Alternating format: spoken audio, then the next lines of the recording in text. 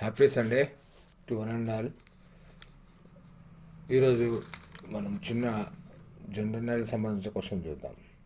పంటల గురించి తీసుకుంటే మన వ్యవసాయ శాఖ మంత్రి డిసెంబర్ 25న కొన్ని వివరాలు పంటల ఉత్పాదకత వివరాలు తెలియజేయడం జరిగింది. అది ఉత్పాదకత అంటే ఏంది? ప్రొడక్టివిటీ అంటే ఎట్లా కొలుస్తారు? ఉత్పత్తిలో అగ్రస్థానం కాదు ఇది. ప్రొడక్టివిటీ అంటే ఉత్పాదకత అనేది ఒక హెక్టారులో పండించే ఎక్కువ పంట, అంటే ఒక హెక్టారు స్థలంలో పండించే పంటను ప్రొడక్టివిటీ అంటారు. దాన్నే ఉత్పాదకత అంటారు.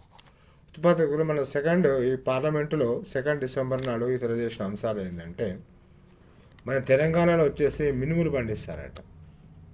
అంటే ఉత్పాదకత దేంట్లో ఉంది? మన తెలంగాణ మినుములలో ఉంది.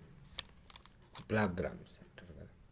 ఇక పత్తిలో అయితే ఇది కేరళ ఉంది, నమ్మరు, కానీ ఇది కేరళకు వచ్చింది ఈసారి. చాలా ఒక హెక్టార్లో 1500 కేజీ పత్తి ఉత్పత్తిగా ఉంది. అయితే సగటు అయితే 400 ఉంది. సగటు కంటే కేరళలో అంటే 1000 అంటే చాలా ఎక్కువ అది.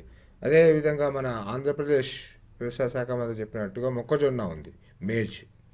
ఓకే, ఉత్పాదకతలు మరి తక్కువ అంటే ఆంధ్రప్రదేశ్లో తక్కువ అంటే కందులు అని చెప్పడం జరిగింది. తక్కువ ఉత్పాదకత కందులు, ఎక్కువ ఉత్పాదకత మొక్కజొన్న. అదే వరి అయితే మనకు తెలిసిందే, పంజాబ్ ఉంటుంది అది ఎట్లాగో. తర్వాత ఈ కందులు పశ్చిమ బెంగాల్లో ఉత్పాదకత ఎక్కువ ఉంది. శనగలు అయితే గుజరాత్లో, చెరుకు తమిళనాడులో. ఇవి మనకు పనికొస్తాయని చెప్పేసి నేను వివరించడం జరుగుతుంది. లేదు, ఇక ఉత్పత్తి వేరు, ఉత్పాదకత వేరు. ఉత్పాదకత అంటే కనీసం అంటే ఒక హెక్టారు స్థలంలో మనం పండించే పంటను ఆ ఉత్పాదకత అంటారు. అది ఒక హెక్టార్లో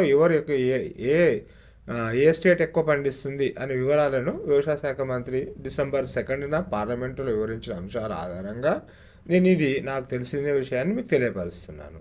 మన తెలంగాణలో మినుములు పండుతాయని, కేరళలో మొక్కజొన్న అని, ఆంధ్రప్రదేశ్లో మొక్కజొన్న, కేరళలో పత్తి, పంజాబ్లో వరి, పశ్చిమ బెంగాల్లో కందులు, శనగలు గుజరాత్, తమిళనాడు చెరుకు పంట తమిళనాడులో. ఒక హెక్టార్లో పండైతే ఉత్పాదకత ఆధారంగా తీసుకున్నది.